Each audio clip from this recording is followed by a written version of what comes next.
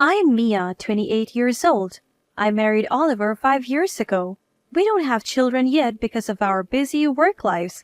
Oliver and I met through a friend's introduction and we hit it off right away. Half a year later, we got married. Oliver works as a salaryman for a local company. The company isn't very large, so Oliver's salary is moderate. As for our home, my father-in-law spontaneously bought us a luxurious high-rise apartment when we got married. Unfortunately, he passed away suddenly from a heart attack, and Oliver suggested to his mother, my mother-in-law, that she should move in with us. One day, Oliver came home from work to find mother-in-law at our place. He exclaimed joyfully, "Living with Mom? Yes, here's my paycheck." It was payday at Oliver's company, so he happily handed the pay stub to mother-in-law. Mother-in-law accepted the pay stub with polite gratitude. Eventually, mother-in-law moved into the high-rise apartment and Oliver's days seemed to become filled with joy as they started living together. About 3 months after our marriage, I noticed something. Mother-in-law was incredibly obsessed with cleanliness to the point of being a neat freak. If a speck of dust fell on the dining table, she would be so upset that she would stop eating, and this happened more than once. If there was even one hair in the bathtub, it would cause a commotion and she would demand that the water be completely replaced.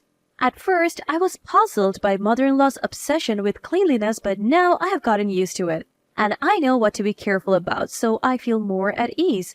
Mother-in-law is very strict with me but very kind to my husband Oliver. When Oliver comes home from work, mother-in-law waits for him at the front door, taking his bag as soon as he opens the door. Then she asks, "Do you want to shower first or have dinner?" If Oliver says he wants to shower first, mother-in-law promptly prepares a towel and a change of clothes and even joins him in the bathroom to wash his back.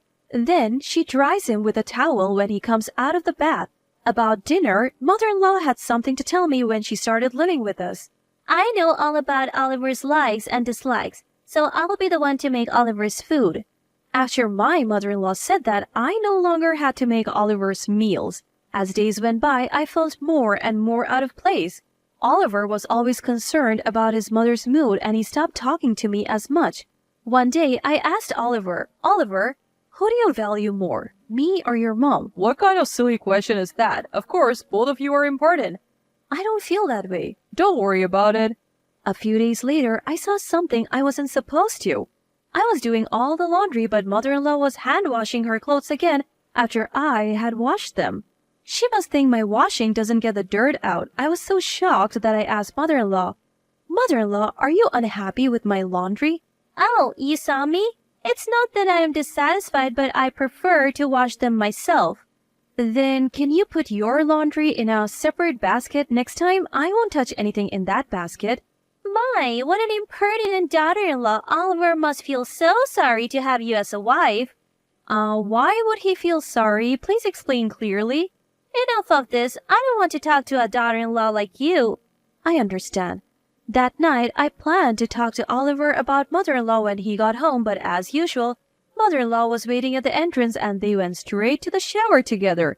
In the bathroom, I heard mother-in-law talking excitedly, probably bad-mouthing me. Oliver came out, glanced at me, but said nothing and had dinner with his mother. After dinner, as soon as Oliver and I went into the bedroom, he burst out, "Mia, I heard you said terrible things to Mom. Why are you bullying her?" "I never said anything terrible, and I am not bullying her." "Mom was crying earlier. She said you were bullying her." "Oliver, you only believe what mother-in-law says, not me." Hey, don't get cheeky. I believe Mom. If you don't want to live with her, you should leave." At that moment, I felt that our marriage was a failure, and I was thinking of getting divorced if something triggered it. No, I was waiting for something to trigger it. About a month later, I was cleaning the room one morning. As I was cleaning around the bed, I found a lot of trash. I was puzzled but removed it.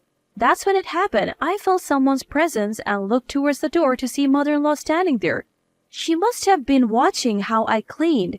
Sure enough, mother-in-law started, "Your cleaning just makes the room dirtier, and you seem to ignore what's under the bed." I hadn't really paid attention to what was under the bed, so when I looked, there was a mess of trash. The sort that we wouldn't normally use. I picked up one of the trash and showed it to mother-in-law, asking, "Mother-in-law, what is this trash? We don't have this kind of trash in our house."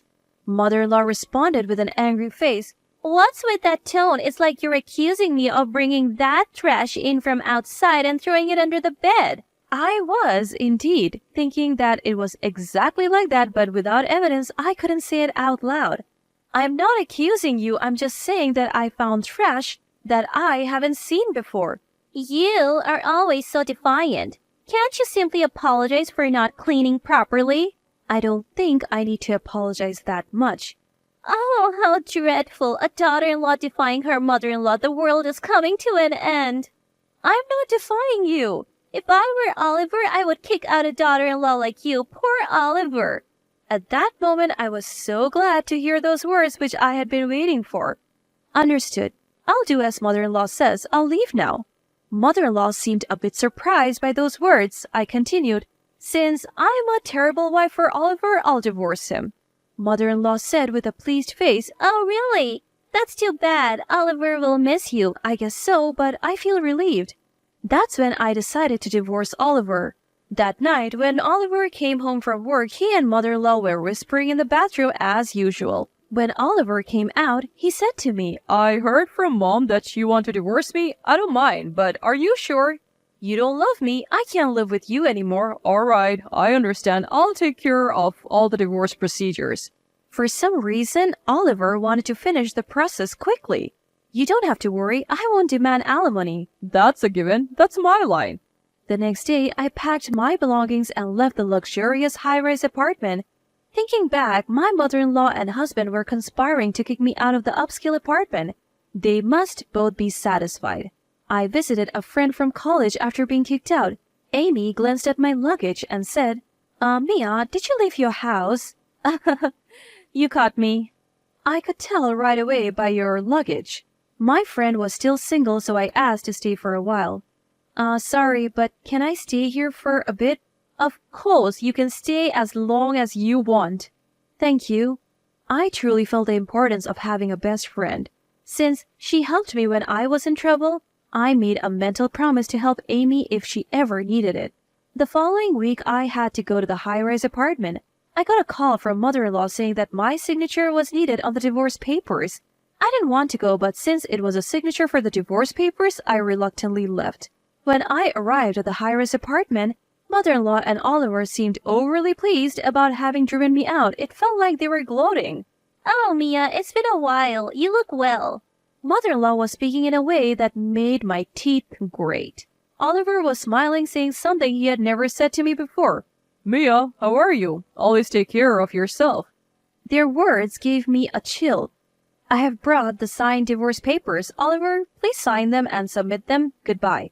I was about to go home, but mother-in-law said, Mia, don't hurry home. Stay and relax. Yeah, stay and eat something. Actually, the meal is already prepared. It's your favorite. Reluctantly, I stayed for a meal at Oliver's home, thinking that if Oliver and mother-in-law had been this attentive before, we would never have divorced. Mother-in-law and Oliver didn't seem to want me to leave even after dinner. I had a bad feeling. I felt like there was some ulterior motive, and my suspicion was confirmed. Mother-in-law said, By the way, Mia, Oliver's company has gone bankrupt and we have lost our income. About the compensation money in the divorce case.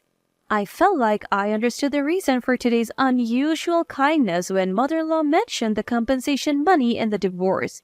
We agreed to waive the compensation money in the divorce case, didn't we? I didn't say that. I didn't hear that conversation either. No, you definitely said it when I said I wouldn't claim the compensation money in the divorce. Oliver said it was obvious, and that was his line. I don't know what you're talking about. Do you have evidence? I thought these two are no good. Now they want the compensation money from the divorce and are going back on their previous promise. Reluctantly, I took 2 documents from my bag.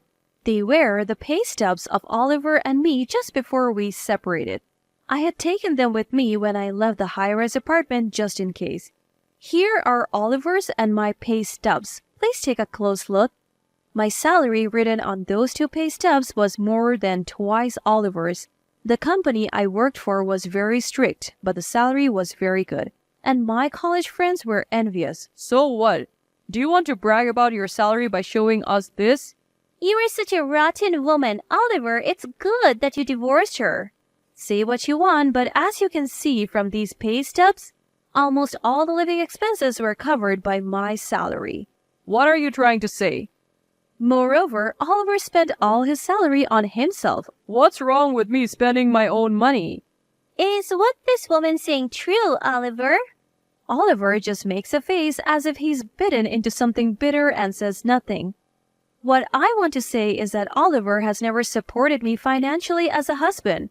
We were getting by on your salary, so what's wrong with that? No, it's not okay. Oliver, I asked you before to contribute some of your salary to our living expenses, didn't I? I don't know. That's right. Just like now, Oliver pretended not to know. Oliver, answer properly. If you respond like that, you will lose to this woman. And there's one more thing, probably something even mother-in-law doesn't know. What is it? Tell me. Oliver has a large debt from payday loans and the like, right? As I said this, Oliver clicked his tongue and looked away. Mother-in-law said, What about it, Oliver? Do you really have debt? Answer me. Oliver, still looking away, answered, Yeah, but I'll win it back with horse racing and pay it all off, so it's no problem. Oliver, how much debt do you have? Well, if I sell this high-rise apartment, it's enough to wipe out the debt. Oh, Oliver, how could you? Mother-in-law started crying at that. How about selling this high-rise apartment for your beloved Oliver, mother-in-law?